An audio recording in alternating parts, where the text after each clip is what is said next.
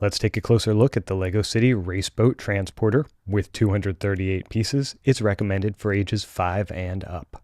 It includes the truck with the cab that the minifigure can sit in. If I take the top off of here, you can see inside.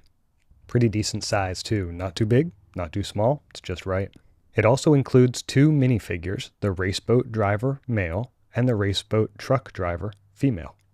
They're perfectly good minifigures. I like that the uniforms match. I think that gives them a nice look, even if they're not crazy distinctive. I mean, they're par for the course with the LEGO City sets. If I take off the helmet and the hair, you can see there's no additional printing on the back of the heads. Just what's on the front. Next up, I would like to take a better look at the boat. Let's bring that one up and see. It pops off the trailer pretty easily. There's a latch here that helps keep it on while my kids are playing with it. Nice bright green color. There's just the right amount of details and accents on this that makes it look cool. And the trailer itself, pretty simple stuff, simple design. That means it's appropriate for my kids. Maybe if they're not looking to build a very hard model, then it's just right for them. Mine came with the paper manuals, which I do appreciate. Even though digital has its benefits, I like having paper ones in my hands.